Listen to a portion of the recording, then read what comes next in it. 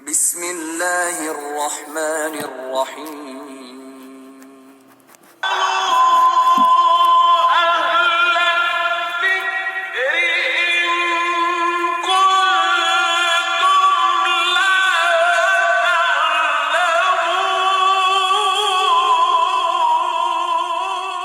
Bismillah wassalatu wassalamu ala rasulillah wa ba'd. Fa'amma at-tasbihu bil musabbaha aw bil hasa wa ghairihima falaysa muharramun wala bid'atun.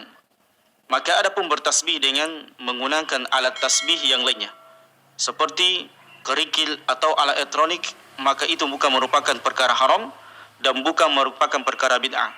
Sebab di antara sahabat Nabi alaihi salatu wasallam ada yang berzikir kepada Allah Subhanahu wa taala dengan menggunakan al-hasa atau kerikil-kerikil kecil, atau menggunakan ukiran-ukiran kayu yang kemudian dibundari menyerupai tasbih dan sebagainya. Maka ini adalah bukan merupakan perkara haram dan bukan merupakan perkara bid'ah. Sebab di antara sahabat Nabi alaihi salatu wasallam itu melakukannya.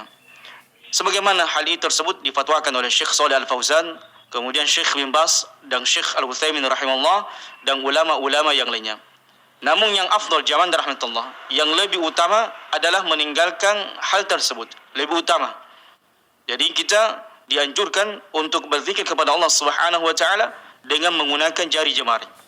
Sebagaimana Nabi alaihi salatu wasallam suatu ketika mendapatkan di antara sahabiyah, yaitu sahabat Nabi alaihi salatu wasallam dari kalangan wanita. Maka Nabi alaihi salatu wasallam ketika melihat mereka berzikir kepada Allah Subhanahu wa taala dengan menggunakan al-hasa, bebatuan kecil atau kerikil, maka Nabi alaihi salatu wasallam memberikan mereka petunjuk bagaimana cara berzikir kepada Allah Subhanahu wa taala yang lebih utama dan yang lebih afdal. Maka Nabi alaihi salatu wasallam bersabda kepada mereka, "I'kidna bil anamili fa innahunna mustantiqat."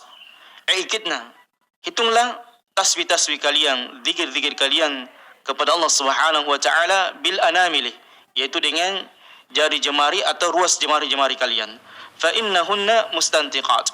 Karena yang demikian itu adalah akan menjadi saksi di hadapan Allah Subhanahu wa taala pada hari kiamat kelak.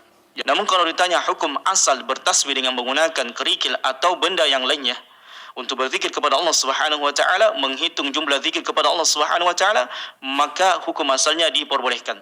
Dan itu bukan perkara haram ataupun perkara bid'ah. Cuma lebih utamanya adalah berzikir dengan tangan kanan. Itu yang lebih utamanya, sebagai Nabi alaihi salatu wasallam bersabda tadi. Namun jawaban rahmatullah Subhanahu wa taala, sebagian para ulama di antaranya Syekh Shalih Al-Utsaimin rahimallahu anhu rahmatan wasi'ah wa ghafarallahu liman wa karami, kemudian memberikan persyaratan bagi orang yang berzikir kepada Allah dengan menggunakan alat tasbih.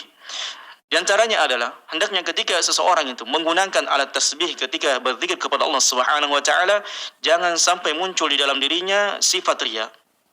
Karena sebagian manusia senantiasa memperlihatkan amalan-amalannya, termasuk tasbih. Ya, termasuk tasbih. Apakah dia pakaikan di lehernya atau di tangannya? Maka ini jangan sampai muncul di dalam diri kita sifat riya ketika kita bertasbih kepada Allah Subhanahu wa taala dengan menggunakan alat tasbih tersebut. Kemudian yang kedua, jaman rahmatullah Subhanahu wa taala, tasbih tersebut tidak menyerupai sebagian yang dilakukan oleh orang-orang sufi. Ya, karena sebagian orang-orang sufi kita melihat keadaan tasbihnya itu sangat mencolok, ya sangat besar-besar, bola-bolanya sangat besar, bundaran-bundaran tasbihnya sangat besar, sehingga seolah-olah itu adalah merupakan ciri khusus yang ada pada diri mereka. Maka ini tidak boleh jaman rahmatullah menyerupai sebagian kaum yang berlebih-lebihan gulu dalam perkara tasbih. Nabi alaihi salatu wasallam bersabda, "Man tashabbaha biqaumin fahuwa minhum." Maka barang siapa yang menyerupai sebuah kaum, maka dia termasuk kaum tersebut. Kemudian syarat yang ketiga yang dipersyaratkan oleh para ulama, di antaranya Syekh Shalih Al-Utsaimin rahimahullah, ketika kita bertasbih menggunakan alat adalah hendaknya tidak dilazimkan. Jadi tidak terus-menerus kita menggunakan alat tasbih tersebut ketika berzikir kepada Allah Subhanahu wa taala. 1-2 kali mungkin atau 5 kali, atau kita tinggalkan beberapa saat, kemudian beberapa saat kemudian kita gunakan tasbih lagi, maka tidak mengapa. Yang jelasnya jangan jadikan harus ketika bertasbih kepada Allah dengan menggunakan alat tasbih. Karena sebagian perkara agama ini jangan sampai kalau itu tidak terlalu ditekankan dan kita sudah menjadikannya wajib bagi diri kita dan tidak sah, tidak afdal dalam diri kita kalau kita tidak bertasbih dengan menggunakan alat tasbih, maka jangan sampai ada perasaan muncul seperti itu. Jadi ada perasaan muncul tidak afdal bertasbih dengan tidak menggunakan alat tasbih. Maka ini tidak boleh jemaah rahmatullah subhanahu wa ta'ala melazimkan menggunakan alat tasbih ketika bertasbih kepada Allah subhanahu wa ta'ala atau berzikir kepada Allah subhanahu